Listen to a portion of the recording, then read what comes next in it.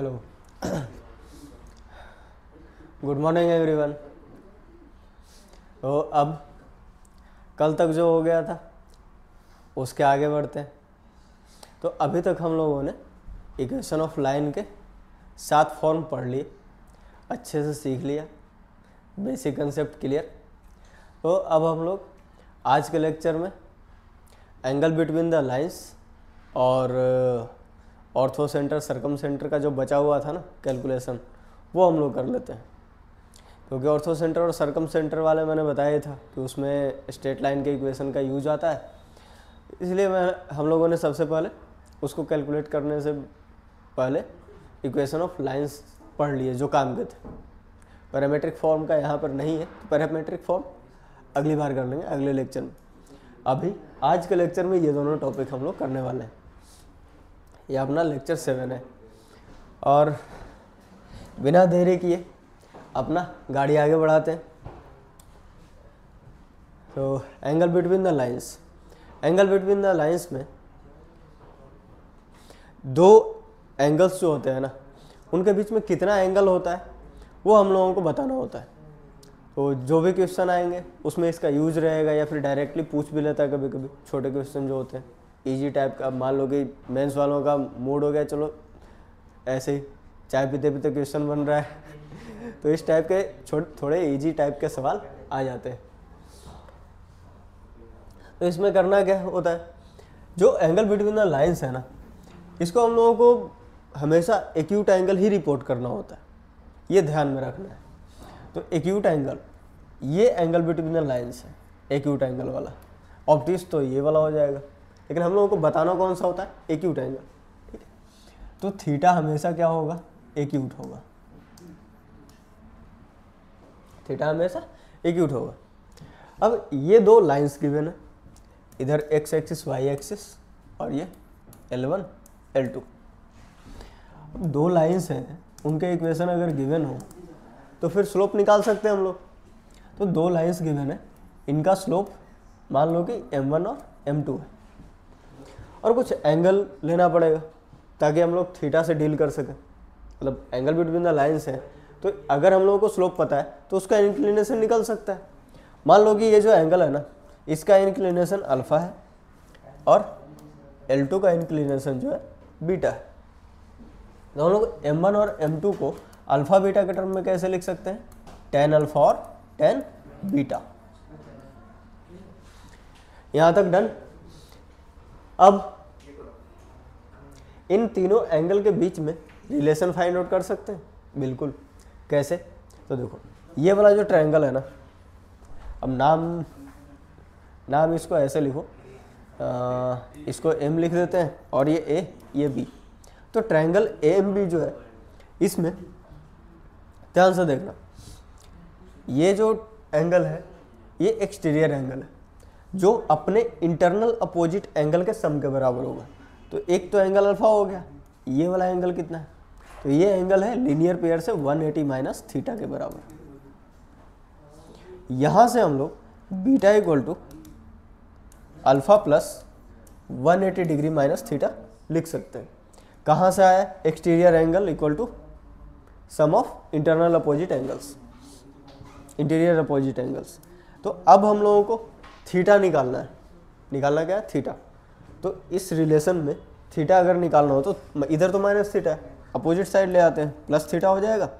और यहाँ पर 180 degree plus alpha minus beta लिख सकते हैं। बीटा लेफ्ट साइड से राइट साइड जाएगा तो प्लस से माइनस में चेंज हो जाएगा।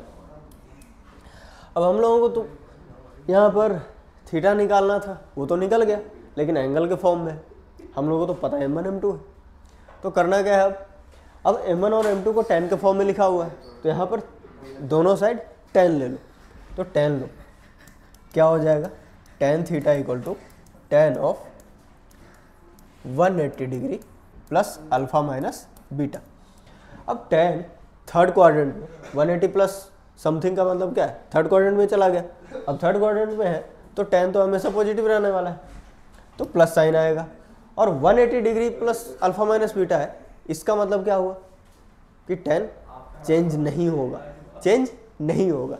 एक्स एक्सिस के अबाउट है ना, तो एक्स एक्सिस के about tan theta cot theta में नहीं बदलता, वाई एक्सिस के अबाउट कॉम्प्लीमेंट्री में चेंज हो जाता है। तो यहाँ पे सप्लीमेंट्री एंगल का सम होता है ना 180, तो एक्स एक्सिस जो है उसके अबाउट टेन थीटा ही रहेगा, और अंदर का पूरा जो समथिंग है मतलब अल्फा माइनस बीटा है वो कॉपी पेस्ट करना है। तो यहाँ से tan theta equal to tan alpha minus beta आ जाता है। अब टेन ए माइनस बी का फॉर्मूला याद है बिल्कुल, तो इसको उसी फॉर्म में एक्सपेंड कर लेते हैं। ओह, तो इसको एक्सपेंड करो, ten alpha minus tan beta divided by 1 plus tan alpha tan beta. अब इसको वापस स्लोप पता है डायरेक्टली हम लोगों को, तो स्लोप के फॉर्म में लिख लेंगे। कैसे? तो m1 minus m2 divided by 1 plus m1 m2।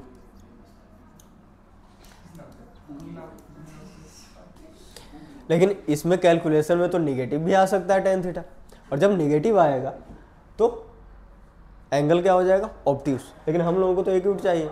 अगर एक्यूट चाहिए तो क्या करेंगे? मॉड लगा देंगे। ठीक है, मॉड किस लिए लगाया? क्योंकि हम लोगों को एक्यूट एंगल बताना होता है, इसलिए। तो मॉड किस लिए है? For acute angle.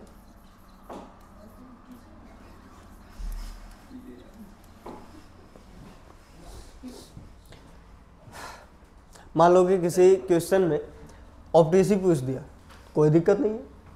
अगर टेन थीटा तुम्हारा -3 आ रहा है, तो इससे क्या पता चल रहा है कि टेन थीटा निगेटिव है, तो ऑब्ट्यूस एंगल आएगा इसका। अगर ऑब्ट्यूस एंगल ही पूछा है तो सीधा सीधा theta equal to tan inverse -3 लिख देंगे। लेकिन अगर एक्यूट पूछा, या फिर पूछा ही नहीं कि मतलब कोई मेंशन ही नहीं किया कि तुम एक्यूट बताओ या ऑब्ट्यूस बताओ, तो जहाँ पर कुछ भी नहीं मेंशन किया हुआ रहेगा वहाँ पर एक्यूट एंगल ही बताना है। तब अगर टेन थीटा -3 है तो वहाँ पर एक्यूट एंगल के लिए theta equal to tan inverse 3 लिखना होगा। समझ गए? तो इस तरीके से रिपोर्ट करना है अगर ऐसा आया वैल्यू किसी क्वेश्चन में तो। क्योंकि हमेशा टेन थीटा 1 नहीं आ सकता, √3 नहीं आ सकता, या 1/√3 नहीं आ सकता।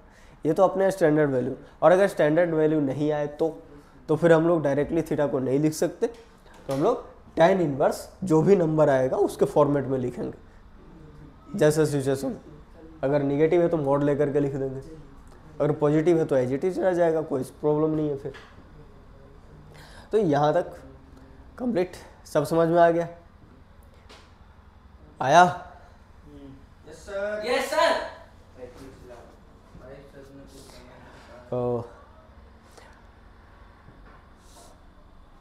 अब एक क्वेश्चन कर लेते हैं इस पे। बेसिक सा क्वेश्चन है। If acute angle between two lines is π/4, तो and slope of one of them is half. तो जब भी एक लाइन गिवन है उससे किसी एंगल पर दूसरा लाइन बनाना हो तो दो डायरेक्शन में बन सकता है, एक तो क्लॉकवाइज और दूसरा एंटी क्लॉकवाइज। तो अगर ये अपना लाइन L है, मतलब फर्स्ट लाइन को L1 मान रहा हूँ, और स्लोप इसका गिवन है 1/2। सेकेंड लाइन का स्लोप बताना है हम लोगों को। तो ये रहा L1। अब दूसरा लाइन बनाता हूँ। दूसरा लाइन दो डायरेक्शन में बन सकता है, एक तो ऐसे बना दिया L2, जिसका M2 कुछ है, कितने डायरेक्शन पे, मतलब कितने एंगल पे? डायरेक्शन तो क्लॉकवाइज है, डायरेक्शन में तो या तो एंटी या फिर क्लॉक। तो फिर ये क्लॉकवाइज डायरेक्शन हुआ π/4। अब अगर एंटी क्लॉकवाइज डायरेक्शन में हुआ तो फिर ऐसे जाएंगे π/4 इस तरीके से। तो ये ऐसा लाइन बनेगा L2। समझ गए? ये एंटी क्लॉकवाइज डायरेक्शन में है और ये क्लॉकवाइज डायरेक्शन में है। एंगल तो दोनों का π/4 ही है।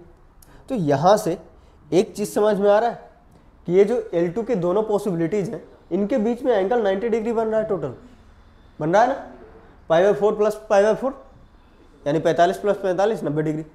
तो अगर ये परपेंडिकुलर लाइन्स है तो मैंने क्या बताया था, प्रोडक्ट क्या होगा? -1।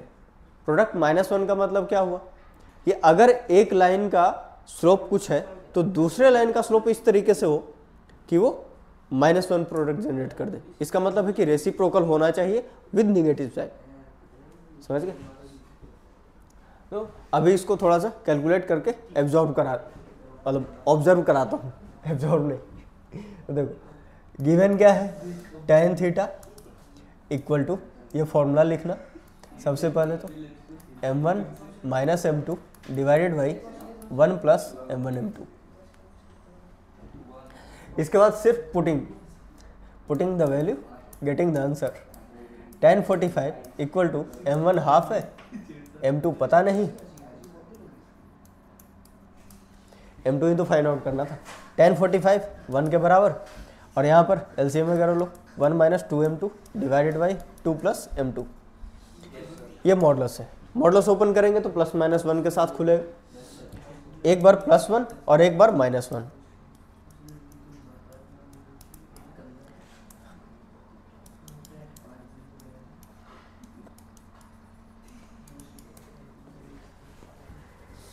अब क्रॉस मल्टीप्लीकेशन, तो 1 minus 2m2 equal to 2 plus m2।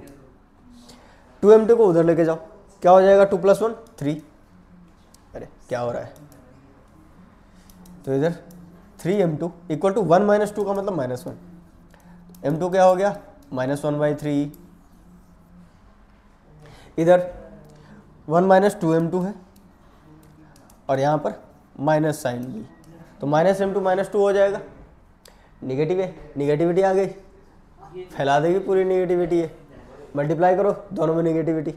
अब -2m2 इधर जा करके +2m2 बनेगा, 2m2 माइनस m2 कितना होगा m2, और इधर -2 इधर आकर के +2, तो 1 + 2 3, तो m2 इक्वल टू कितना आ गया 3। अब ध्यान से देखो, ये दोनों के दोनों परपेंडिकुलर थे, प्रोडक्ट देखो करके कितना आ रहा है -1 आ रहा है ना, 3 से 3 खुपच कैंसिल, फिर -1 बचेगा बस, तो जस्टिफाई भी हो गया। और वैसे भी ये वाला जब इसके 4 केस हैं, जैसे कि 2 लाइन्स है, अगर पैरेलल है तो कैसे लिखेंगे, परपेंडिकुलर लाइन्स है तो कैसे लिखेंगे, तो परपेंडिकुलरिटी वाला जो कंडीशन है ना, वहाँ से भी मैं m1 m2 equal to -1 drive करवा दूंगा, तो वहाँ से भी पता चल जाएगा। फिर एक्सिस के पैरेलल लाइंस कैसे लिखनी है वो हो जाएगा, फिर उसके अलावे अपना वर्टिकल लाइन से स्लोप कैसे पता चलेगा, या फिर उससे इंक्लिनेशन कैसे देखना है वो देख लेंगे। उसमें cot theta equal to -1/m1 आ जाता है। तो यही 4 स्पेशल केसेज है, वो देखते हैं, पहले इसको लिख लो। चलो, तो सबसे पहले कौन सा था, पैरेलल लाइंस। तो आते हैं पैरेलल लाइंस पे, ये दोनों पैरेलल लाइंस है। अगर ये पैरेलल लाइन है तो इसका स्लोप क्या होगा, सेम है, पैरेलल लाइन का स्लोप क्या होगा, same.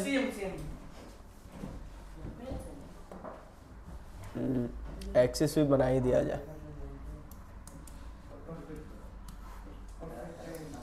Line L1 line L2,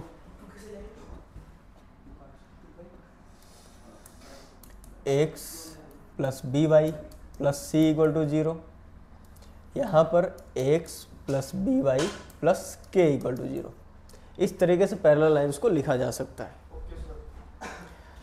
कैसे वो भी देखो, अगर पैरेलल लाइंस है तो स्लोप है सेम, यानी कि m1 equal to m2 equal to m, ऐसे एज्यूम कर सकते हो पैरेलल लाइन के केस में।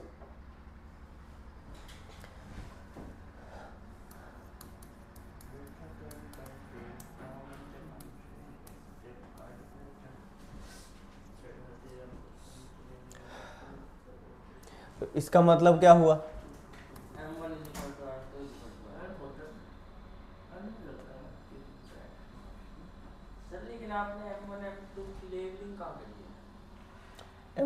ये लाइन L1 है ना। अब देखो यहाँ पर एक इक्वेशन माना मैंने, x प्लस by, तो x और y के जो कोफिशिएंट्स होते हैं उन्हीं से तो m1 और m2 बनेंगे, समझे। और अगर m1 और m2 बराबर है तो x और y का कोफिशिएंट में कोई चेंजिंग नहीं आनी चाहिए दोनों लाइंस के, समझ गए। चाहे तुम 1000 पैरेलल लाइन लिखो, लेकिन अगर उन पैरेलल लाइंस के इक्वेशंस को ऑब्जर्व करोगे तो सारे के सारे x और y के कोफिशिएंट सेम नज़र आने वाले हैं। प्रोपोर्शनल हो सकते हैं, लेकिन ऐसा नहीं है कि तुम्हारा मतलब कि एक का कोफिशिएंट 1 2 है, मतलब यहाँ पर 1 है यहाँ पर 2 है तो दूसरे वाले में 2 और 3 हो गया। हमेशा दोनों का जो रेशियो है ना, x और y के कोफिशिएंट का जो रेशियो है ना, वो हमेशा सेम रहने वाला है सारे के सारे पैरेलल लाइंस में, समझे। क्योंकि इन्हीं दोनों से तो स्लोप लिखते हैं हम लोग। m इक्वल टू क्या लिखोगे, -a/b, और यही दूसरे वाले का भी स्लोप होना चाहिए, तो वहाँ पर भी यही जनरेट होगा, सेकेंड लाइन का भी। तीसरा लाइन हो कोई तो वहाँ पर भी यही जनरेट होगा, बस तुम्हारा कांस्टेंट अलग अलग हो जाएगा, समझ रहे। कांस्टेंट अलग अलग हो जाएगा, यहाँ पर c लिख दिया, यहाँ पर k लिख दिया, अगली बार कुछ और लिख दोगे, समझ गए। तो सिर्फ और सिर्फ कांस्टेंट अलग अलग हो जाएगा, समझे। कांस्टेंट अलग अलग क्यों हो रहा है वो भी देखो यहाँ पर डायग्राम में। कांस्टेंट अलग अलग इसलिए हो रहा है क्योंकि ये जो लाइंस है ना पैरेलल, इनका जो इंटरसेप्ट है y एक्सिस पे,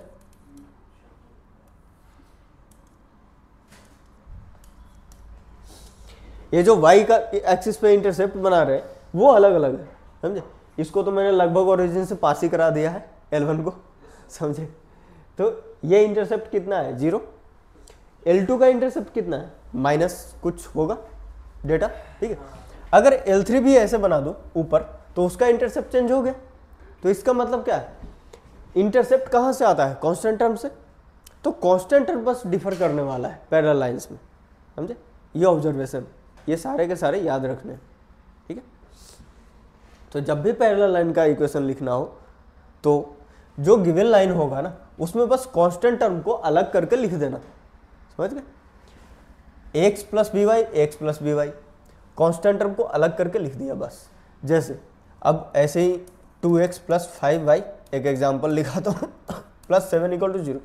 इसके पैरेलल कोई लाइन है, इसके पैरेलल कोई लाइन है, तो इसके पैरेलल लाइन ले लो, ठीक है। कैसे लिखोगे इसको, 2x प्लस 5y प्लस 7 के जगह पे कुछ और के मान लिया, बस यही है, समझ गए। तो x और y में कोई चेंजिंग नहीं करनी पैरेलल लाइन में, समझे। बस कांस्टेंट टर्म चेंज हो जाएगा।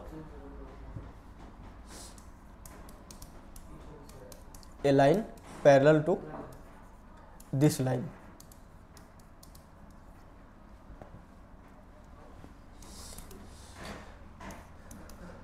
L ऐसे लिख सकते हैं, ठीक है। इज गिवन बाय,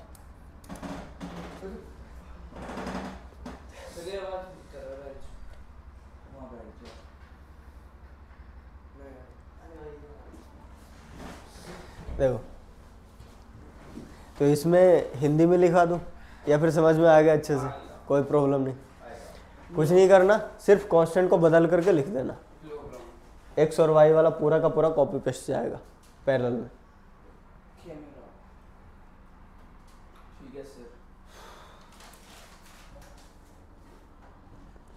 और इससे 10th में हम लोग कुछ पढ़ते थे पैरेलल लाइन का कंडीशन, याद आया?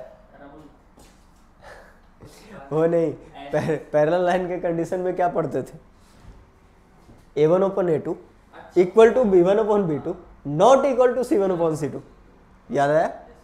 और ये जस्टिफाई कर रहा है, बिल्कुल कर रहा है। a/a1 b/b1 और c/1 होगा, इसका कोई भरोसा नहीं, ठीक है।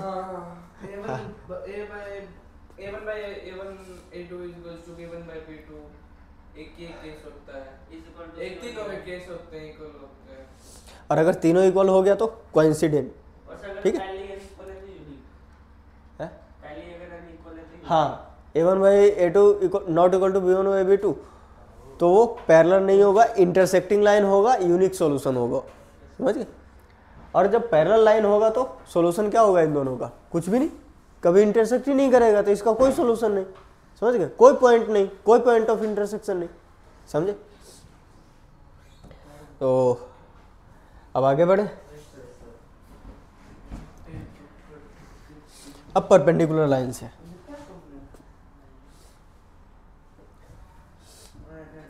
तो परपेंडिकुलर लाइन्स है तो एक लाइन ऐसे लिखो और दूसरा इसके परपेंडिकुलर बनाओ इस तरीके से, समझे। अब ध्यान से सोचो, परपेंडिकुलर, अच्छा वो पैरेलल लाइंस जो था ना उसमें दोनों के बीच में एंगल क्या होगा, 0, समझे। एंगल क्या होगा दोनों के बीच में, 0। तो उसी में बता देता हूँ। पैरेलल लाइंस जो है ना, अगर स्लोप सेम हो गया तो tan थीटा क्या हो जाएगा, 0 हो जाएगा। अब यहाँ से वो जो इक्वेशन था ना m1 minus m2 divided by formula जो था m1 m2, इसमें अगर 0 पुट करोगे, इसमें अगर 0 पुट करोगे, 0 डिग्री पुट करोगे तो 0 ही आएगा tan थीटा, तो ये 0। यहाँ से कंक्लूड करते हैं m1 इक्वल टू m2 को, और बाकी 10th वाला जो बेसिक इंफॉर्मेशन है वहाँ से भी तुम्हें पता होता है कि पैरेलल लाइन में स्लोप सेम होने वाला है, और यहाँ से पता भी चल गया पैरेलल लाइन है तो उनके बीच में कोई एंगल तो होगा नहीं, 0 होगा एंगल, तो 0 पुट कर दिया। तो यहाँ से भी कंक्लूजन आ सकता है m1 इक्वल टू m2। अब आते हैं परपेंडिकुलर लाइंस पे। परपेंडिकुलर लाइंस में L1 है, L2 है। मान लो कि L1 का इक्वेशन गिवन है, क्या गिवन है, x plus b y plus c equal to 0, सही है। अब देखो, अब इसका परपेंडिकुलर लिखना है तो पहले अपना ये tan थीटा इक्वल टू जो फॉर्मूला था m1 minus m2 divided by 1 plus m1 m2, यहाँ से कुछ कंडीशन डेवलप करना हम लोगों को। क्या, देखो अगर इन दोनों के बीच में 90 डिग्री बन रहा है तो tan 90 क्या होगा, नॉट डिफाइंड यानी इन्फिनिटी। और अगर tan 90 इन्फिनिटी है, इसका मतलब है कि इस फॉर्मूले में डिनोमिनेटर क्या होना चाहिए, 0।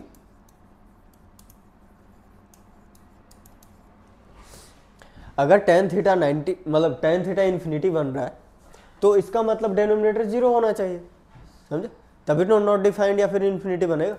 तो डिनोमिनेटर को 0 कर दो, 1 plus m1 m2 equal to 0, यहाँ से m1 m2 इक्वल टू -1 आ जाता है।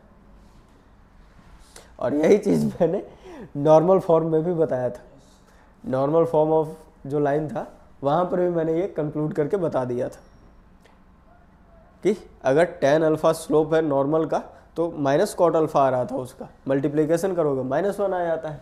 तो m1 m2 इक्वल टू -1 आ गया परपेंडिकुलर लाइंस का कंडीशन। ये हमेशा याद रखना, सबसे ज़्यादा अगर कुछ यूज होता है किसी भी क्वेश्चन में तो सबसे ज़्यादा क्वेश्चन परपेंडिकुलर लाइंस के ही बनाते हैं सब, समझे। तो ये सब बहुत ज़्यादा यूजफुल है, वेरी यूजफुल, लिख लो इसको। ये कंडीशन तो हर जगह, मतलब वो क्या कहते हैं, सब्जी में नमक की तरह ही है, कोई भी सब्जी बनाओ नमक तो डलना ही है। तो वैसे ही मोस्टली लगभग काफ़ी सारे, मतलब 90% 80% क्वेश्चन में इसका यूज करवा ही देता है अगर बनाता है तो। और बहुत सारी चीज़ों के डेरिवेशन में भी इसका यूज होगा, m1 m2 इक्वल टू -1, ये हमेशा आता रहेगा, स्ट्रेट लाइन से लेकर के कहीं भी जाओ ये हमेशा आता रहेगा। तो for mutually perpendicular lines,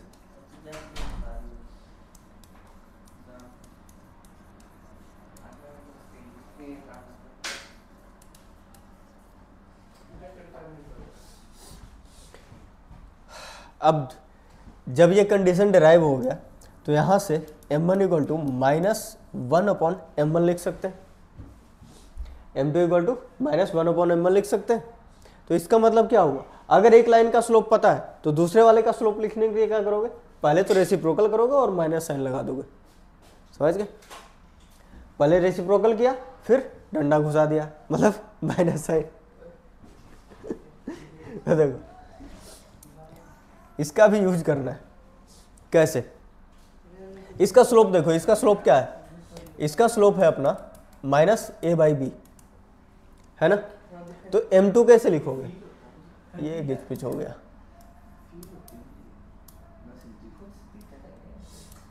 m2 को कैसे लिखोगे, -1/m1।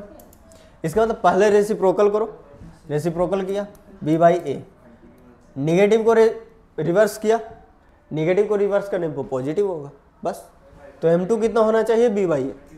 और अगर m2 b/a है तो कैसे लिखोगे इसको, इक्वेशन को, y = b/a इंटू एक्स और समथिंग समथिंग जो भी रहे, ठीक है। तो यहाँ पर कुछ और लिख दो, k लिख दो, ठीक, ये कुछ k लिखा। तो यहाँ से ay = bx + k। अब ay को उधर लेकर के जाओ तो क्या हो जाएगा, bx - ay + k, k into ए लिखो, k इंटू ए ही लिख दो भाई, k इंटू ए। और k इंटू ए को मैं कुछ और कांस्टेंट नाम दे रहा हूँ, क्या दे दूँ इसका नाम, k1 लिख देता हूँ, सही है। तो इस टाइप का कुछ इक्वेशन आएगा, समझे। L2 का, ये किसका इक्वेशन आया, L2 का।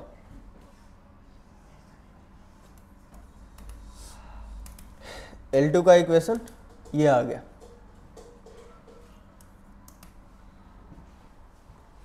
तो y = b/a into x + k। यहाँ से क्रॉस मल्टीप्लिकेशन वगैरह रीअरेंजमेंट किया, रीअरेंजमेंट करके ये आ गया। अब ध्यान से देखना क्या किया है मैंने, L1 का इक्वेशन देखो ध्यान से, x का कोफिशिएंट a है, y का b है, ठीक। यहाँ पर क्या हो गया, स्वैप, ठीक है ना।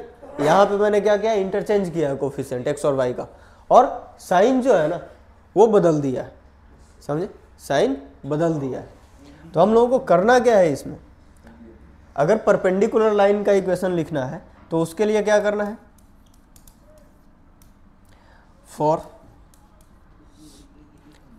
इक्वेशन ऑफ परपेंडिकुलर लाइन कैसे लिखोगे, तो coefficient of x and y को स्वैप करो, मतलब इंटरचेंज करो, स्वैप या फिर इंटरचेंज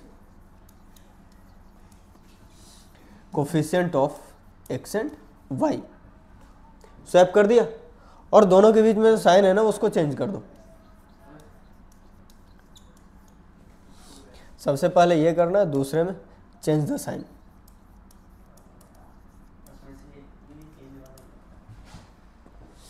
ठीक है, चेंज द साइन। अगर दोनों के बीच में प्लस प्लस का साइन है तो इधर प्लस माइनस का हो गया, समझ गए। हाँ लिख दो,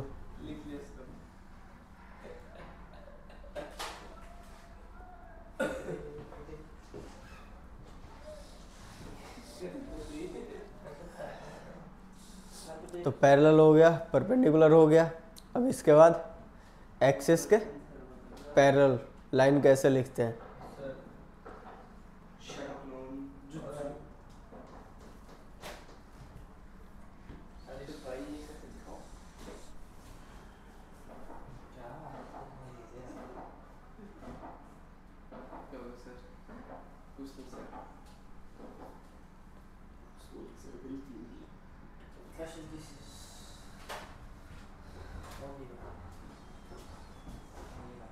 Shut up. Keep quiet. अपने सदी वाला पार्ट कर देना प्लीज।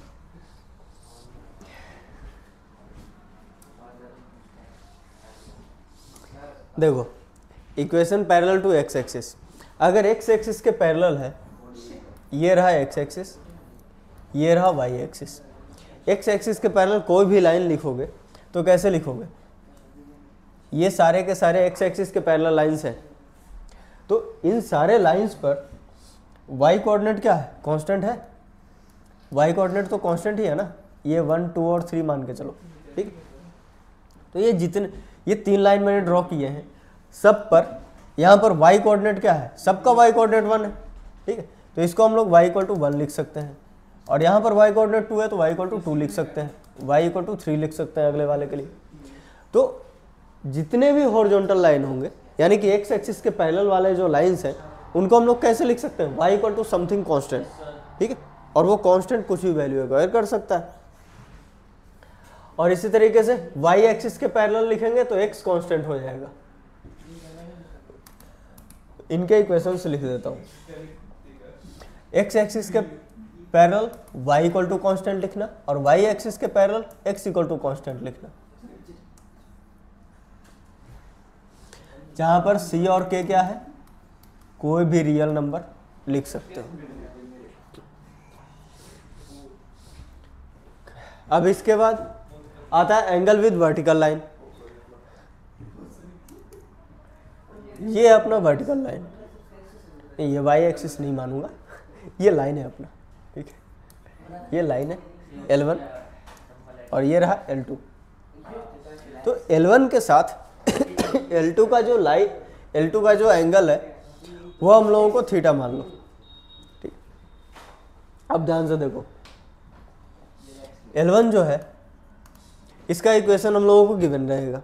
अगर L1 का इक्वेशन पता है तो हम लोग वहां से स्लोप निकाल सकते हैं। तो इसका M1 यानी कि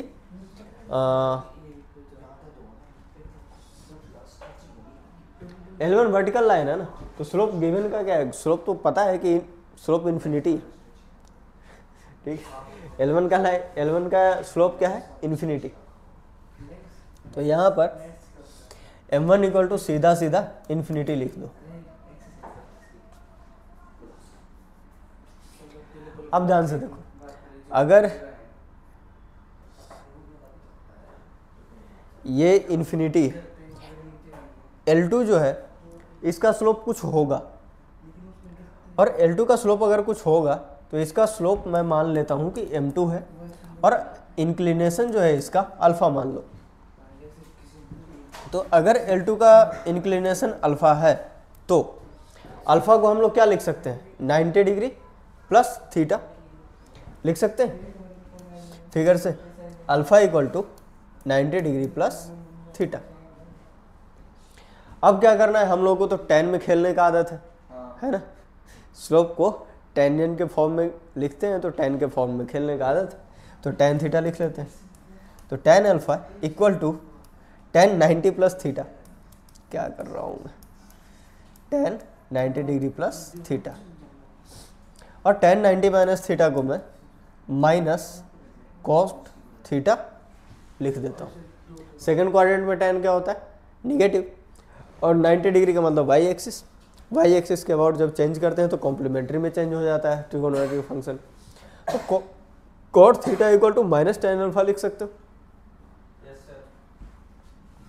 और tan अल्फा किसके बराबर है, M2 के बराबर है ना,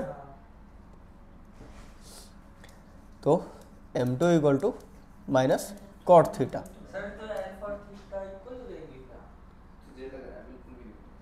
नहीं, अल्फा अल्फा तो कोई एक्सटीरियर एंगल है ना, ये 90 है तो ये थीटा, दोनों का एंगल मिला करके अल्फा हो रहा है, समझे, इक्वल नहीं होगा। यहाँ से कॉट थीटा की वैल्यू क्या आ रही है, -1/m2, समझ गए। तो जब भी वर्टिकल लाइन से अगर एंगल पूछा तो उसके लिए क्या फॉर्मूला आता है, cot theta equal to -1/m2, ठीक है। लेकिन हम लोगों को कौन सा एंगल रिपोर्ट करना होता है, एक्यूट, समझे, हम लोगों को कौन सा एंगल रिपोर्ट करना होता है, एक्यूट। इसलिए कॉट थीटा को हम लोग सीधा 1/m2 का मॉड या फिर मॉड 1/m2 जैसे भी लिख लो, 1/m2 का मॉड, सही है। मॉड क्यों लगाया, एक्यूट एंगल के लिए।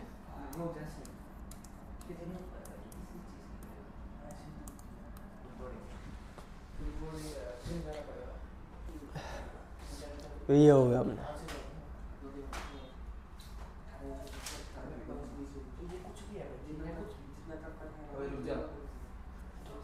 तो वर्टिकल लाइन से जब भी हम लोगों को निकालना होगा थीटा, तो cot theta equal to 1/1/mod m2।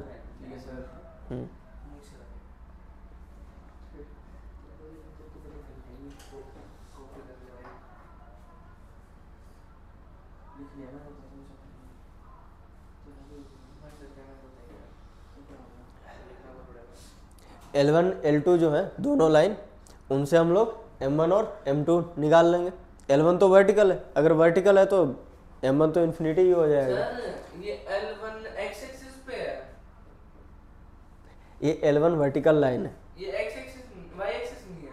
नहीं फिर ये लाइन है, y एक्सिस के पैरेलल हो सकता है, लेकिन जरूरी नहीं है कि ये y एक्सिस ही हो। मैंने y एक्सिस की तरह मान लिया। नहीं, वर्टिकल लाइन लिखा है ना, तो वर्टिकल लाइन तो y एक्सिस भी हो सकता है, y एक्सिस के अलोंग भी हो सकता है और उसके पैरेलल भी हो सकता है, समझे? सर एक बार लिखने दो। L1 जरूरी नहीं है कि ये y एक्सिस हो, मैं y एक्सिस को कहीं और बना देता हूँ, ये लो y एक्सिस।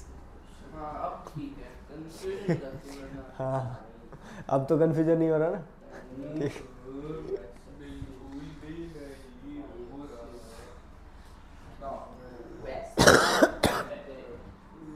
सॉरी, सर ये M1 भी इनफिनिट और M2 भी इनफिनिट। M2 इन्फिनिटी का है, M2 कुछ और है, अल्फा है। अल्फा तो इंक्लिनेशन मांगना है, मतलब M2 गिवन रहेगा और अल्फा इंक्लिनेशन मैंने अभी माना है ताकि मैं कैलकुलेशन में आगे बढ़ सकूं। ओके ठीक है। सर नहीं तो इस एंगल का नाम क्या लिखते, पॉइंट लिखना पड़ता, उससे बढ़िया एंगल को ही मान लो। Wait for 5 minutes only. I will complete in 5 minutes. और मेरे मन से 1 मिनट में हो जाना चाहिए, कैसे?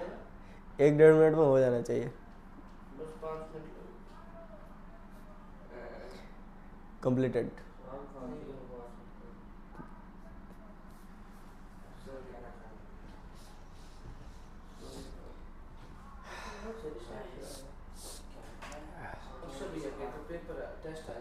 अब थ्योरी कंसेप्ट कंप्लीट, 2-3 क्वेश्चन करते हैं।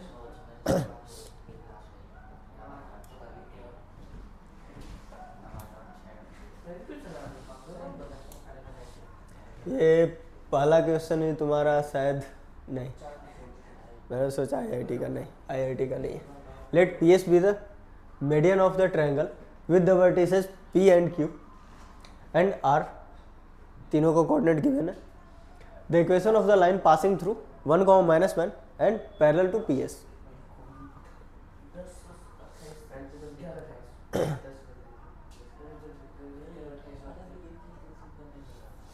तो सबसे पहले हम लोग ट्रायंगल बना लेंगे। ट्रायंगल बनाने के बाद पी एस मीडियन दे रखा है, ठीक। इसका मतलब हम लोग ट्रायंगल पी क्यू आर में पी को सबसे ऊपर रखेंगे, टॉप पे, पी को टॉप पे रखा। अब यहाँ से पी एस एक मीडियन बनाओ, मीडियन को अलग कलर ले लेता हूँ,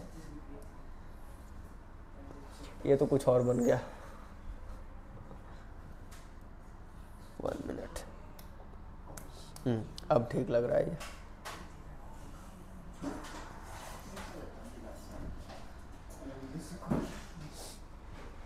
तो ये रहा अपना मीडियन पी एस, ठीक है। पी जो है वो 2,2 और Q 6,-1 है, R 7,3 है। तो S निकाल सकते हैं। अगर ये मीडियन है तो ये मिड पॉइंट होगा, S मिड पॉइंट है तो आराम से 7 + 6 13/2 और 3 - 1 यानी कि 2/2 1 हो जाएगा। तो x का कोऑर्डिनेट हम लोगों को निकल चुका है 13/2, 1। अब देखो एक ऐसे लाइन का इक्वेशन पूछ रखा है जो PS के पैरेलल हो, समझ रहे हो, और 1, -1 से पास हो रहा हो। 1, -1 कहाँ होना चाहिए, कहीं पे लेफ्ट साइड में। 6, -1 अगर यहाँ पे मैंने बना दिया है तो 1, 1 कहीं इधर होगा और PS के पैरेलल। तो PS थोड़ा सा इंक्लाइंड बनाया है तो मैंने ये लाइन बना दिया, डबल लाइन हो गया ये लाइन हो गया अपना। जिस लाइन की इक्वेशन निकालनी है वो ये। तो PS लाइन का स्लोप निकाल सकते हो, पॉइंट पता चल गया है, जो लाइन हम लोगों को चाहिए उसका पॉइंट पता चल चुका है। तो जो लाइन L है इसके लिए एक पॉइंट तो हम लोगों को पता है 1, 1। अब अगर line L parallel to PS है तो इसका स्लोप भी पी एस के बराबर होगा, ठीक है। तो slope of L equal to slope of P S, और स्लोप ऑफ पी एस हम लोग अगर 2 पॉइंट पता है तो निकाल सकते हैं। कैसे? 2 - 1 ऊपर और 2 - 13/2 नीचे, तो 1 डिवाइडेड बाई -9/2, इसका मतलब -2/9 आ जाएगा इसका स्लोप। समझ, पॉइंट पता है, स्लोप पता है, तो पॉइंट स्लोप यानी फर्स्ट फॉर्म से हम लोग इक्वेशन ऑफ लाइन लिख सकते हैं। तो y - y1 यानी कि y + 1 हो जाएगा ये, तो y + 1 इक्वल टू m का मतलब -2/9 और यहाँ पर x - 1, cross multiplication plus rearrangement सब कुछ करना है। तो 9y + 9 इक्वल टू -2x + 2, इधर लेके चले जाओ, तो 2x + 9y और +7 इक्वल टू 0। कंप्लीट। कहाँ है? डी ऑप्शन में।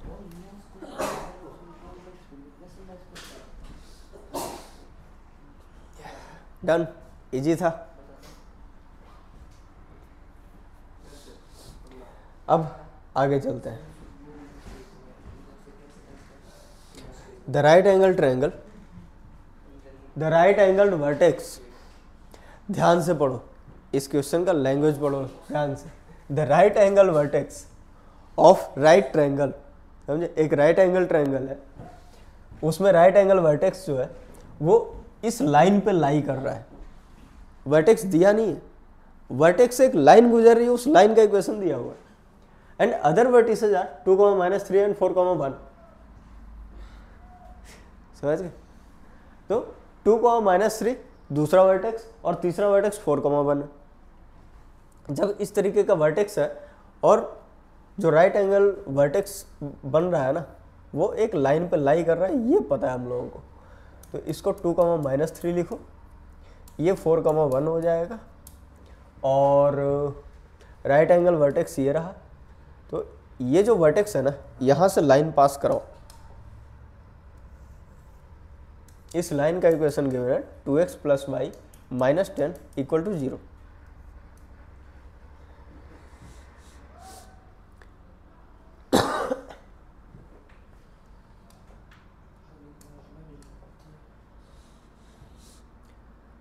अब देखो, अगर ये लाइन है तो तीसरा वाला जो वर्टेक्स है, इसको ABC ट्रायंगल नाम दे देता हूँ।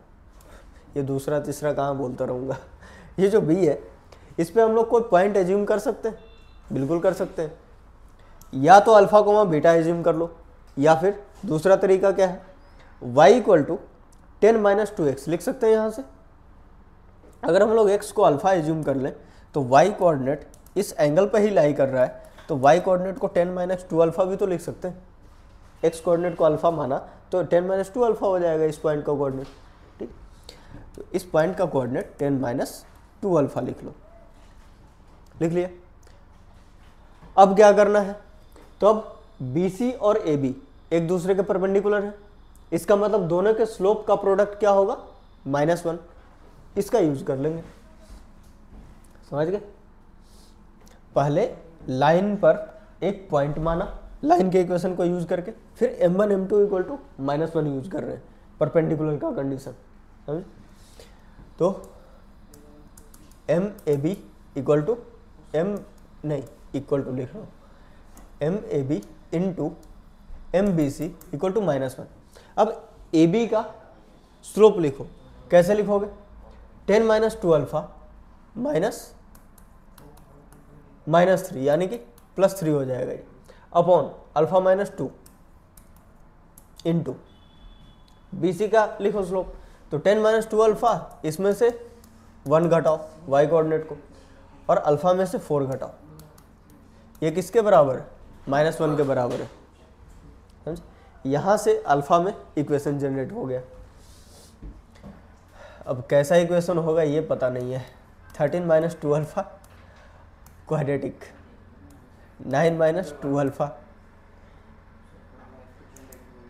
इक्वल टू -अल्फा -2 और अल्फा -4 का प्रोडक्ट। अब इन दोनों को मल्टीप्लाई करो, क्या हो जाएगा, 4 अल्फा स्क्वायर -18 अल्फा और -26 अल्फा, कितना हो जाएगा, -44 alpha. Plus 177 equal to minus times of ये alpha square minus 6 alpha plus 8 हो जाएगा। अब इस पूरे को निगेटिव साइन है ना, इधर ला करके पॉजिटिव साइन होगा तो जोड़ दो सबको, पूरा का पूरा एज इट इज जुड़ेगा ये। तो 4 + 1 5 हो गया। 44 और 6 दोनों का साइन सेम है, तो 44 और 6 माइनस में 50 अल्फा बनाएंगे। ये 117 है, इधर 8 है, कितना हो जाएगा 125, ठीक है। तो प्लस 125 मैंने सीधा सीधा ऐड क्यों किया, क्योंकि बाहर में ही निगेटिव साइन है, तो ये पूरा का पूरा डब्बा ही इधर आकर के जुड़ेगा, समझे। तो सीधा मैंने जोड़ करके लिख दिया। अब देखो 5 कॉमन आ रहा है, ले लो, alpha square minus 10 alpha plus 25 equal to 0/5, तो 0 ही होना है, समझे। अब ये क्या है, परफेक्ट स्क्वायर, अल्फा माइनस 5 का होल स्क्वायर है ना। तो अल्फा की वैल्यू क्या आ गई 5।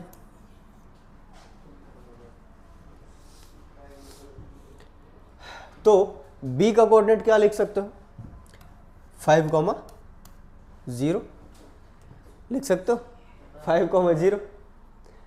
अब BC और AB दोनों का लेंथ पता चल जाएगा। AB और BC इन दोनों का लेंथ बताओ, डिस्टेंस फॉर्मूला लगाना है बस। देखो यहाँ पर 5 - 2 3, 0 - 3 3, तो 3,3 3√2 हो गया ये AB का लेंथ। और BC का लेंथ क्या हो जाएगा, इधर 1 और इधर भी 1, डिफरेंस ही तो देखते हैं, ठीक है। डेल्टा x भी 1 और डेल्टा y भी 1, तो इसका प्रोडक्ट क्या, मतलब इसका क्या हो जाएगा लेंथ √2। अब एरिया निकालना है, तो एरिया के लिए क्या करेंगे, half into base into height, यानी कि half into AB into BC। तो हाफ 3√2 और √2 क्या आ गया 3 स्क्वायर यूनिट्स, बी ऑप्शन में। बस इतना सही है, यहाँ से शुरू हो जाओ, लास्ट में इतना सा बाद में लिखना है। हाँ छापो।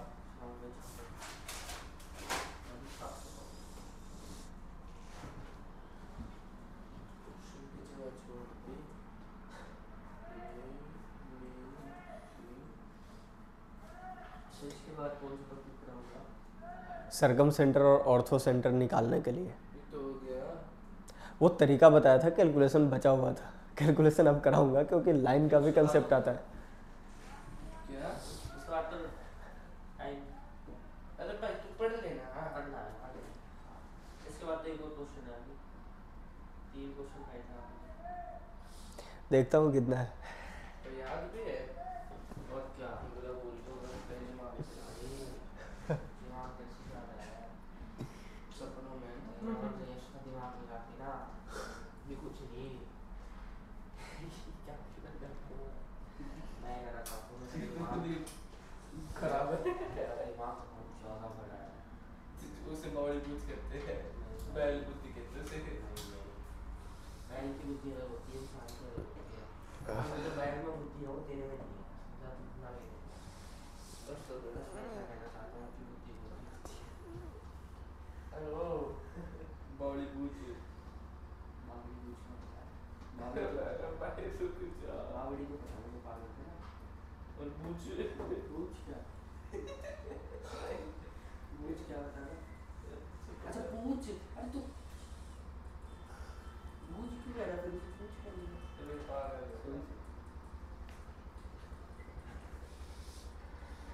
भाई, काम कर लेना चुपचाप, बोली जा रहा है बोली जा रहा है, बावड़ी पूछ कर नहीं हुआ हाँ तो क्या हो गया, बावड़ी पूछ क्या थोड़ा तो लीड लेता हूँ क्लास, चल क्लास से बात करता हूँ।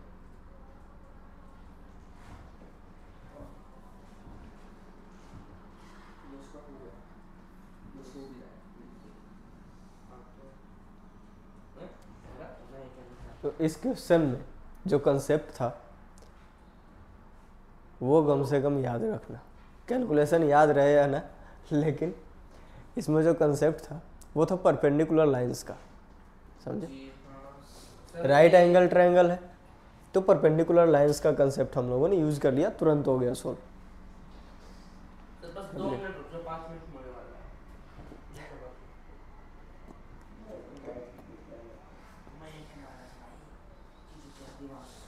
हो गया सर। चलो अब अगले क्वेश्चन पे चलते हैं। ये खुद से ट्राई करोगे। The perpendicular bisector of the line joining P and Q has y intercept -4, then के बाद ये MQ टाइप हो गया, then a possible value of A is, ठीक है।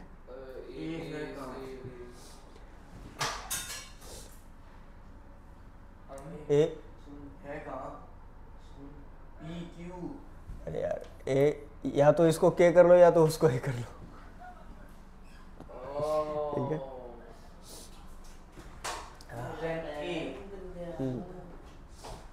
देखो ये P और Q जो है ना, इसका परपेंडिकुलर बाइसेक्टर निकालना पड़ेगा, और वो जो परपेंडिकुलर बाइसेक्टर है उसका y इंटरसेप्ट -4 के इक्वल दिया हुआ, समझे। तो वहाँ से y इंटरसेप्ट निकालो, -4 के इक्वल करो, समझे, तब जा करके अपना आंसर निकल जाएगा के का। समझ में आया। अभी इसको बोलने के बजाय ऐसे ही डायग्राम ड्रॉ करो रफली, एक यहाँ से पता चलेगा तुम्हें k,3 है। देखो इधर P और जो Q है ना, इसका परपेंडिकुलर बाइसेक्टर ऐसे खींचोगे कहीं तो परपेंडिकुलर बाइसेक्टर है, तो एक तो परपेंडिकुलर है, दूसरा बाइसेक्ट भी कर रहा है, तो बाइसेक्ट कर रहा है, वहां से हम लोग इसका मिड पॉइंट निकाल लेंगे, ये मिड पॉइंट, ठीक है। परपेंडिकुलर बाइसेक्टर तो एक पॉइंट पता चल गया, और परपेंडिकुलर से इसका स्लोप पता चल जाएगा m1 m2 = -1 से। तो यहाँ से मिड पॉइंट फॉर्मूला लगा करके क्या लिख सकते हो, k+1 / 2, और ये 7/2, समझे। और ये अपना जो लाइन है इसका स्लोप कैसे लिखोगे, इसका स्लोप लिखोगे PQ का रेसिप्रोकल और माइनस साइन के साथ, समझे। तो माइनस PQ का स्लोप क्या होगा, 3 - 4 या फिर 4 - 3, ठीक है। नीचे लिखो 4 - 3, समझे। फिर 1 - के यहाँ पर नीचे लिखने के बजाय ऊपर कर देते हैं, तो 1 - के, तो इसको क्या लिख सकते हो, k-1। तो इस लाइन का स्लोप k-1 है, और एक पॉइंट गिवन है, तो स्लोप पॉइंट फॉर्म से इसका इक्वेशन लिख सकते हैं। तो इक्वेशन ऑफ लाइन, इसको L मान लो, इक्वेशन ऑफ लाइन L कैसे लिख सकते हैं, y - 7/2 इक्वल टू स्लोप लिखो k-1 इंटू x माइनस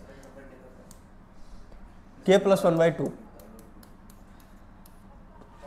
ऐसे आ जाएगा, समझे। तो y = k-1 into x minus k² - 1/2 plus 7/2। अब क्या करेंगे, अब करेंगे इसका थोड़ा सा रिजोल्यूशन, तो ये हो जाएगा 2 तो ऐसे ही है, तो -k² + 1 और इधर -7/2। अब ध्यान से देखो, ये k² -8 बनेगा,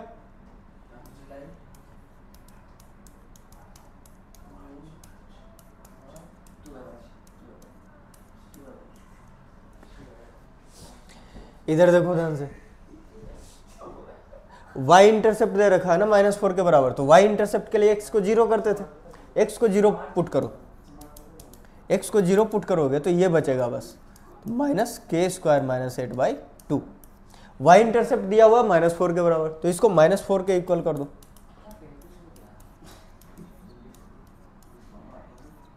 माइनस से माइनस कैंसिल, के स्क्वायर इक्वल टू क्या हो जाएगा, 4 2 8 प्लस 8, तो के स्क्वायर इक्वल टू 16। यहाँ से के की वैल्यू आ जाएगी प्लस माइनस 4। तो प्लस 4 तो नहीं है लेकिन माइनस 4 है, तो ऑप्शन डी हो जाएगा।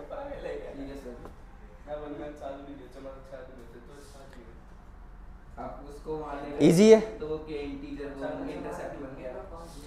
इंटरसेप्ट निकालने के लिए जो इंटरसेप्ट रहता है उसके अपोजिट वाला जो पॉइंट होता है वो जीरो हो जाता है। वाई इंटरसेप्ट का मतलब वाई एक्सिस पे एक्स कोऑर्डिनेट जीरो होगा, तो एक्स कोऑर्डिनेट को मैंने जीरो कर दिया, तो वाई इक्वल टू माइनस के स्क्वायर अपॉन मतलब के स्क्वायर माइनस 8/2 इक्वेट कर दिया। के स्क्वायर इक्वल टू 16, तो प्लस माइनस 4, प्लस 4 नहीं था तो माइनस 4 आंसर है सिर्फ अकेले। अगर ये जेईई एडवांस में आता तो मल्टीपल करेक्ट में भी डाल सकता था इसको, लेकिन ये ज़्यादा इजी हो जाएगा उसके लिए, कुछ है ही नहीं। तो अब अगले कंसेप्ट पे चलते हैं, सरकम सेंटर और ऑर्थो सेंटर। लिख लेना, process to find circumcentre and orthocentre. तो सरकम सेंटर का डायग्राम मैंने इधर बनाया है, ऑर्थो सेंटर का नीचे बनाया है। देखो सरकम सेंटर होता क्या है, point of intersection of perpendicular bisectors of sides, perpendicular bisectors of sides of the triangle. तो ये तीनों की तीनों क्या है, परपेंडिकुलर बाइसेक्टर है। तो कोई भी ट्रायंगल गिवन होगा चाहे वर्टेक्स हो या फिर लाइन, ठीक है, चाहे वर्टेक्स गिवन हो या फिर लाइन गिवन हो, तो परपेंडिकुलर बाइसेक्टर का मतलब फाइंड कर सकते हैं इक्वेशन हम लोग। कैसे, अगर वर्टेक्स गिवन होगा, जैसे देखो ये x2 y2 है, x3 y3 है, ये x1 y1 है। ध्यान से देख लो, ये तीनों की तीनों क्या है, परपेंडिकुलर बाइसेक्टर। तो ध्यान से देखो, B और C का मिड पॉइंट होगा ये D E F, तीनों के तीनों नामकरण लिख देता हूँ। तो D जो है वो BC का मिड पॉइंट है, तो D E और F ये तीनों की तीनों निकाल सकते हो मिड पॉइंट से, ठीक। और ये अगर परपेंडिकुलर है तो इसका जो स्लोप है ना, ये जो वर्टिकल टाइप का लाइन दिख रहा है, इसका जो स्लोप है जो D से पास हो रहा है, उसका स्लोप BC का रेसिप्रोकल विद माइनस साइन होगा, परपेंडिकुलर है तो, ठीक है। तो BC, AC और AB तीनों साइड का स्लोप निकाल करके उसका m1 m2 इक्वल टू -1 से तीनों के तीनों परपेंडिकुलर बाइसेक्टर का स्लोप निकाल लोगे, मिड पॉइंट लगा करके तीनों पॉइंट निकाल लोगे, फिर पॉइंट स्लोप फॉर्म से इक्वेशंस निकल जाएंगे। किसी भी दो एंगल बाइसेक्टर मतलब परपेंडिकुलर बाइसेक्टर का इक्वेशन सोल्व करके पॉइंट ऑफ इंटरसेक्शन निकाल लेंगे, जिससे हमको सरकम सेंटर मिल जाएगा। समझे, ये C नहीं कुछ और डिनोट करना पड़ेगा, C' लिख लो, ठीक है। तो इसमें हाँ O भी लिख सकते हैं, लेकिन इधर ऑर्थो सेंटर है तो क्या उसमें अलग हो जाएगा ना पूरा सिस्टम, उसमें भी वो लिख हाँ। उसमें भी वो लिख लो। देखो इसको O लिख लो या फिर H लिख लो, जो भी लिखना है लिख लो, बस इतना समझ लो कि इसमें स्टेप कैसे कैसे जाएगा। स्टेप 1, सबसे पहले क्या करना है, किसी भी तरीके से एंगल बाइसेक्टर का इक्वेशन लिखना है, मतलब परपेंडिकुलर बाइसेक्टर का, एंगल बाइसेक्टर परपेंडिकुलर बाइसेक्टर का। तो सबसे पहले इसमें हम लोग परपेंडिकुलर बाइसेक्टर के इक्वेशंस लिखेंगे। Right equation of any two perpendicular bisectors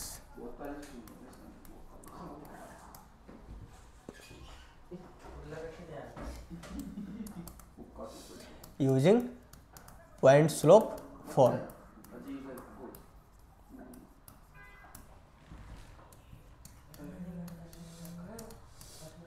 Step 2, solve the two equations to get coordinates of circumcenter. जी क्या दिखा रहा काट दो ऐसे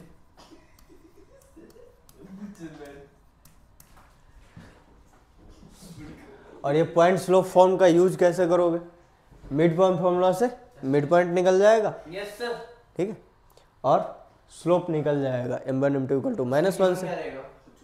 गिवन रहेगा तीनों वर्टेक्स या फिर तीनों लाइन का इक्वेशन, ठीक है। तीनों लाइन का अगर इक्वेशन रहेगा तब भी काम हो जाएगा। स्लोप तो सीधा सीधा निकल जाएगा, ठीक है, और तीनों लाइन का इंटरसेक्शन पॉइंट निकाल करके तीनों वर्टेक्स निकल जाएंगे, वहां से मिड पॉइंट निकाल लोगे, समझे? ऐसे कर लेना।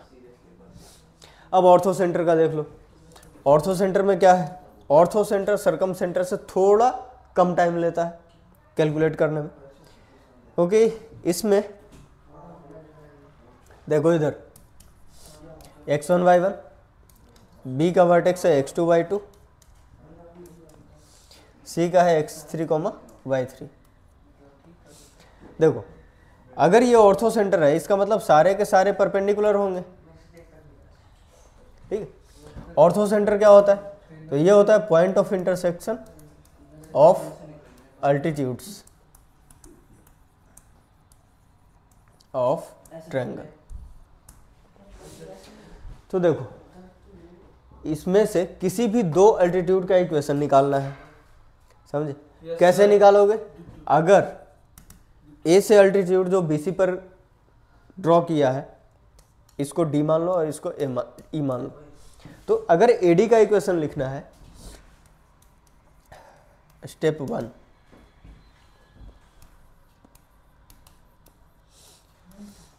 Right equation of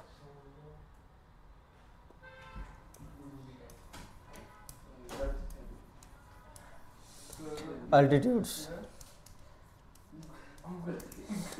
step 2, solve both equations to get orthocenter।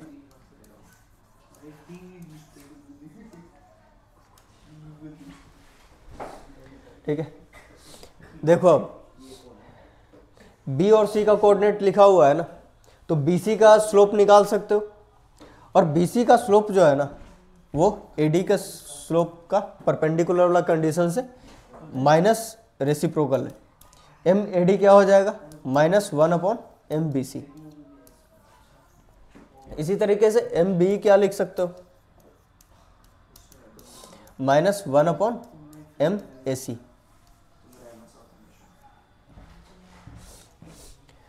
तो इस तरीके से रेसिप्रोकल करो, निगेटिव साइन लो। इसका इक्वेशन, इसका स्लोप पता है, पॉइंट पता है, तो इक्वेशन ऑफ लाइन लिख लेंगे पॉइंट स्लोप फॉर्म से, ठीक है। इसका भी स्लोप पता चल गया, एसी के परपेंडिकुलर है, ठीक है। एसी का स्लोप निकालो रेसिप्रोकल और माइनस साइन लगाओ, इसका भी स्लोप पता है और पॉइंट पता है बी का, ठीक। तो स्लोप पॉइंट से बी का भी इक्वेशन लिख लेंगे। अब एडी और बी जो लाइन है उनका पॉइंट ऑफ इंटरसेक्शन ही तो है ऑर्थो सेंटर ओ, समझे? तो दोनों इक्वेशन को सोल्व करो, ऑर्थो सेंटर निकल जाएगा। अब इसको कर लेते हैं। अब 2-3 क्वेश्चन इन लोगों इन सब पे है तो उसको भी कर लेते हैं सोल्व। क्या पहले इसी को कर लेते हैं इन दोनों के लिए। Find circumcentre of the triangle with vertices this.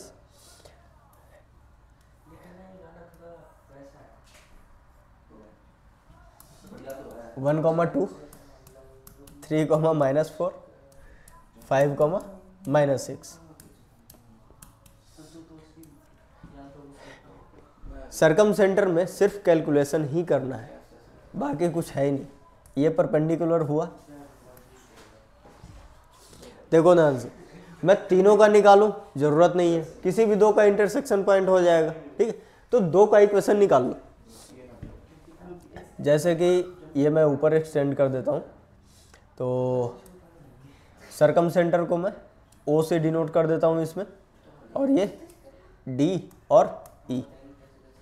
तो तो ध्यान से देखो, ओडी का इक्वेशन लिखना है तो डी का कोऑर्डिनेट कैसे लिखोगे, मिड पॉइंट से 5 + 3 8/2 4 हो गया, -6 -5, ठीक है, -6 -4 -10/2 -5, इसका मिड पॉइंट निकालना 2 हो जाएगा, -1 हो, ठीक। अब स्लोप लिखो, तो slope of OD, slope of OD, अरे छोड़ो, OD M OD, M OD क्या लिखोगे, -1/MBC। अब ध्यान से देखो, BC का स्लोप लिखना है, कैसे होगा, तो -6 -4, तो -6 + 4 लिख सकते हैं। अब x कोऑर्डिनेट जो है उसको डिनोमिनेटर में लिखने के बजाय मल्टीप्लाई कर देता हूँ डायरेक्ट ऊपर, तो x2 - x1, तो 5 - 3 हो जाएगा ऊपर, 5 - 3 कितना होता है, 2, ऊपर 2 नीचे -2, यानी कि -1 आ जाएगा इसका स्लोप, समझ गए, 2/-2 -1 आ गया MOD। अब MOE निकालना, MOE OE,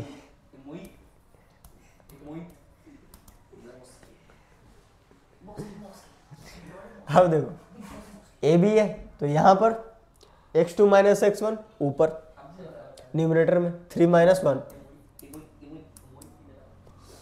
और फिर -2 मतलब -4 -2,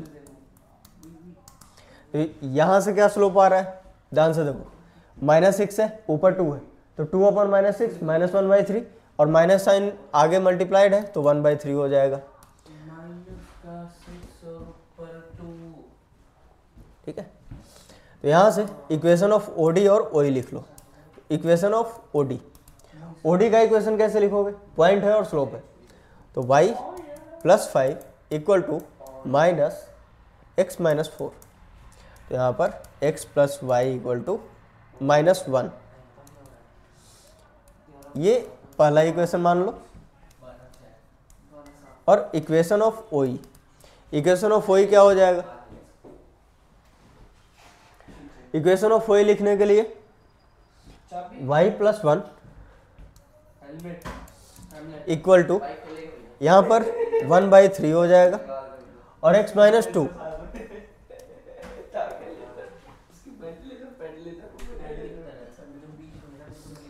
अब इधर देखो ये 3y है +3 = x - 2, x को इधर लेके चले आओ तो 3y - x = -5, इक्वेशन नंबर 2। अब ये दोनों जो इक्वेशन निकला है, ये दोनों जो इक्वेशन निकला है, इन दोनों लाइन का पॉइंट ऑफ इंटरसेक्शन ही तो O है, तो इन दोनों लाइन को सोल्व कर लो, ठीक है, इन दोनों लाइन को सोल्व कर लो, वहां से जो भी x और y आएगा वो O का कोऑर्डिनेट आ जाएगा। तो अब इधर सोल्व कर देता हूं इसको, इन दोनों इक्वेशन को ऐड कर दो, ऐड करने पे क्या होगा, x और -x कैंसिल आउट हो जाएंगे, 3y + y 4 बचेगा। तो ध्यान से देखो, ऐड इक्वेशन 1 और 2, इससे क्या होगा, x और -x कैंसिल, तो 4y = -1 - 5 क्या हो जाएगा, -6 के बराबर, तो y = -3/2 आ गया, और x क्या हो जाएगा, -1 - y, तो -1 - y, यानी कि ये हाफ के बराबर आ जाएगा। तो अपना ऑर्थो सेंटर क्या आ गया, 1 नहीं हाफ कॉमा -3/2, 1/2 कॉमा -3/2, यही आंसर है अपना, ठीक है। तो थ्योरी में पढ़ते समय थोड़ा सा लेंदी लगता है, लेकिन कैलकुलेशन करते हैं तो ये इजी होता है। ऑर्थो सेंटर वाला इससे भी ज़्यादा इजी होगा, क्यों, क्योंकि उसमें मिड पॉइंट कैलकुलेट नहीं करना, सीधा सीधा पॉइंट पता है वर्टेक्स, ठीक है, सिर्फ और सिर्फ स्लोप पता करना है और पॉइंट से पास करा करके इक्वेशन ऑफ लाइन आ जाएगा। ये मेहनत बच जाएगा, मतलब ये मेहनत रहेगा, ये मेहनत बच जाएगा, मिड पॉइंट नहीं निकालना उसमें। तो ये रहा सरकम सेंटर की कहानी। हाँ, अब इसके बाद ऑर्थो सेंटर की कहानी है, अगले क्वेश्चन को खुद से भी करोगे। 2 स्लाइड और है। भूख लग रही थी। एक ये है, एक अगला है। बस फिर खत्म। Find the orthocentre of triangle having equations of sides as this. मैं इस बोतल को भी साथ किया तो उसी की होती है। तो ये रहे लाइन के इक्वेशंस ए बी सी। देखो x plus y plus 2 equal to 0, 8x minus y minus 20 equal to 0, x minus 2y plus 5 equal to 0। सही, ये 3 इक्वेशन है।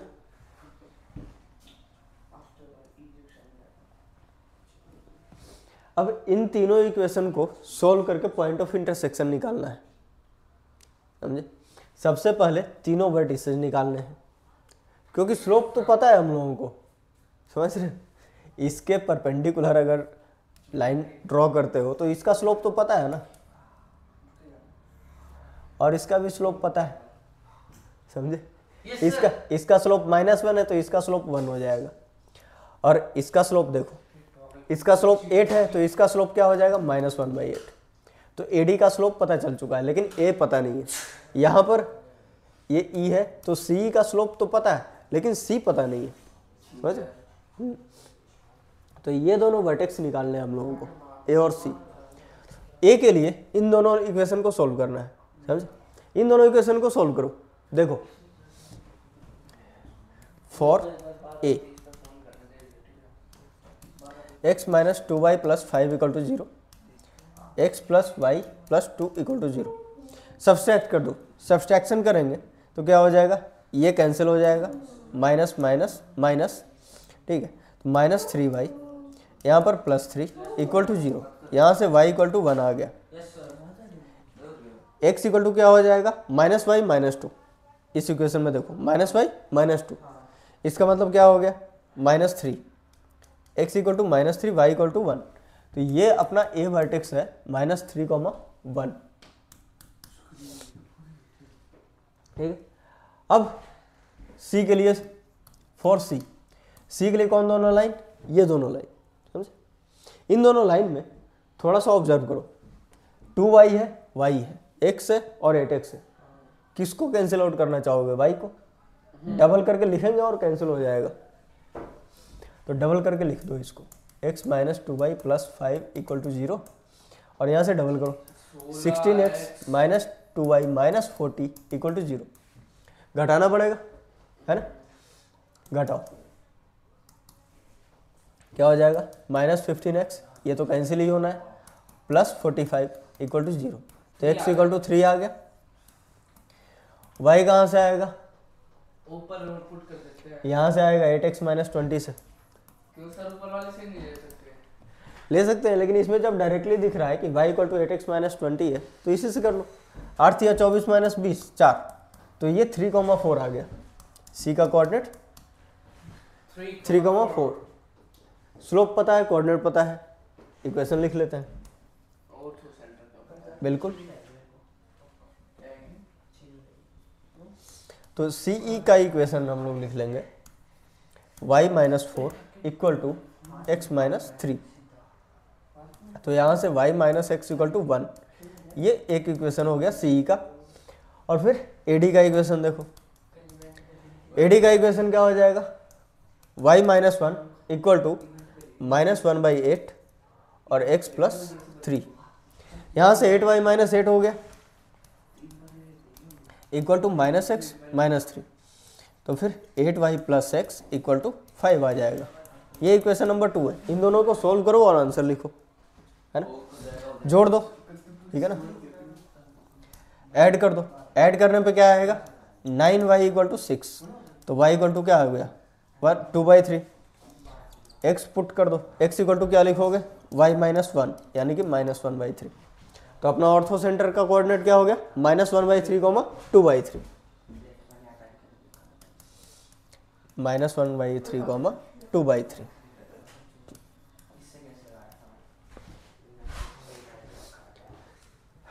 तो इतनी ही सी कहानी थी ऑर्थो सेंटर की। सर्कम सेंटर भी फाइंड आउट कर लिए और ऑर्थो सेंटर भी फाइंड आउट कर लिया। Well done sir. एक और क्वेश्चन है जेई मेंस का, कर ले। और क्या, चलो सर यहाँ तक पहुँच गए तो खत्म भी कर हाँ। Last and final question. इसके if the orthocentre of triangle is, नहीं यही है अभी के लिए, यही है। इसके बाद में है, मतलब अगले लेक्चर में। अगले lecture if the orthocentre of triangle is 1, 2, two of its vertices are 5, 0 and 0, 1, then find the coordinates of third vertex। देखो एक ट्रायंगल है और वो दोनों दिए हुए हैं पॉइंट, तो 5, 0 एक्स एक्सिस पे होगा, 0, 1 ये वाई एक्सिस पे होगा, और 1, 2 कहाँ रखूं?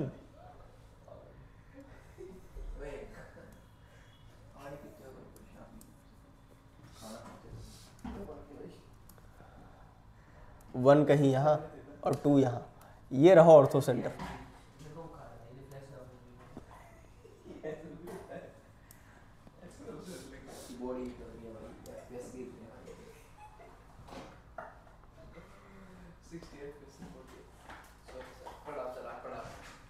अब नहीं बात करेंगे, अब बात नहीं करेगा। ये ऑर्थो सेंटर है, ये दोनों पॉइंट्स हैं। ये तो एक्चुअल डायग्राम बनाया, लेकिन इससे कोई फायदा है? रफ डायग्राम चाहिए मेरे को। रफ डायग्राम बस। 5, 0 1, 0 यहाँ पर ऑर्थो सेंटर 1, 2। अच्छा 0, 1 है, तो 0, 1 और यहाँ पर ए लिखा, बी लिखा, सी लिखा। ए के कोऑर्डिनेट बताना है। हाँ ए का कोऑर्डिनेट बताना है। देखो ये एडी है। अब ऑर्थो सेंटर से ए के थ्रू जो लाइन पास करेगा, ए का कोऑर्डिनेट हम लोग कुछ मान लेते हैं, एच कॉमा के। हाँ एच कॉमा के मान लो, ठीक।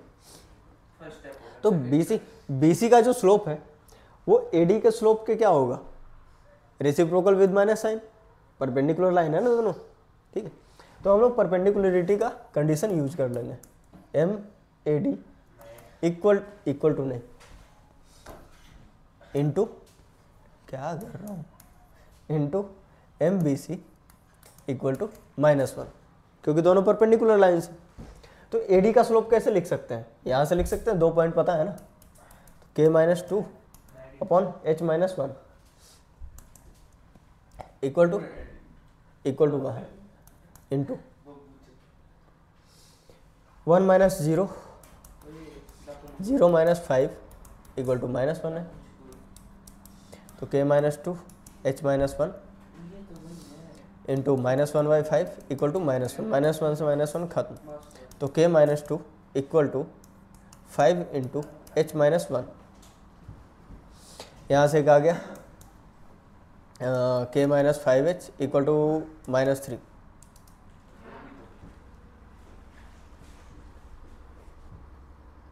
आ गया यहाँ से, एक तो स्लोप से हो गया और दूसरा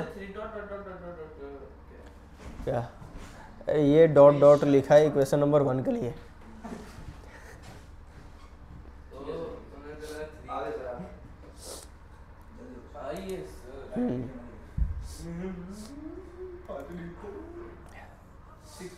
दूसरा यहाँ से कर लेते हैं, ठीक है। दूसरा कोई भी 2 स्लोप को तो हम लोगों को लिखना ही पड़ेगा 2 इक्वेशन बनाने के लिए। तो यहाँ से देखो, ये एक स्लोप हुआ, ठीक। ये स्लोप कितना है, जो ए बी के परपेंडिकुलर है। तो दूसरा कंडीशन हम लोग लिखेंगे M A B into M, इसका ई रख दो नाम, M C E equal to -1, समझे। तो एम ए बी को लिखना क्या हो जाएगा, k-0 divide by h-5। M C जब लिखोगे तो 2 - 1 और 1 - 0, 2 - 1 1 - 0 दोनों का प्रोडक्ट -1, तो ये तो 1 के बराबर आ रहा है, सीधा सीधा -1 के बराबर है। तो k plus h-5 equal to 0। 2 equation बन गए, 2 इक्वेशन बन गए। इनका यूज करके हम लोग निकाल सकते हैं। तो इक्वेशन 2 माइनस इक्वेशन 1 कर देते हैं। इक्वेशन 2 माइनस इक्वेशन 1,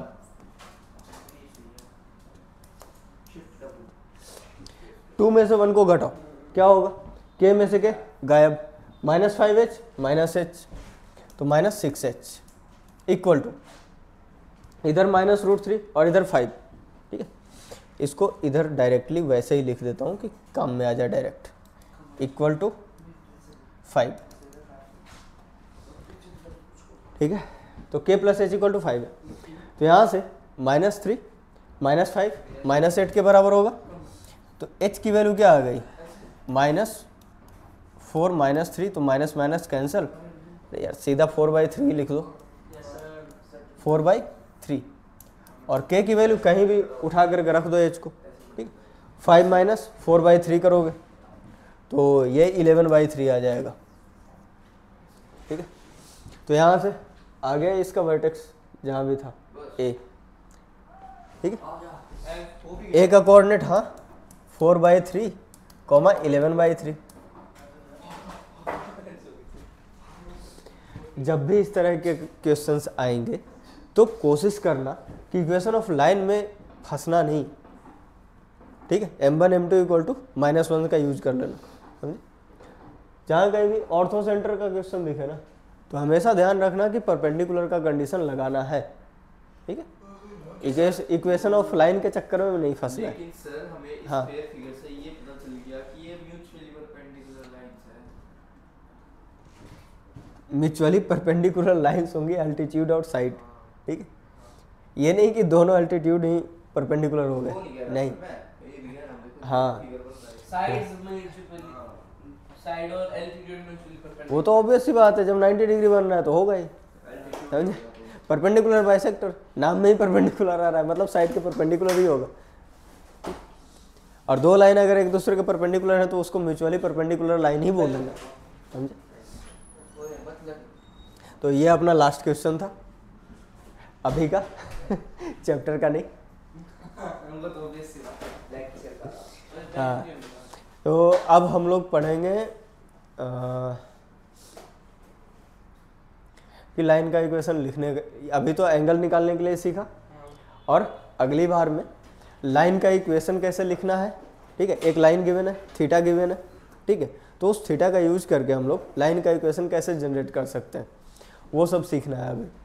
उसके बाद परपेंडिकुलर डिस्टेंस भी है, फिर की पर क्लास तो नहीं है ना? कल नहीं है, मंडे को। अब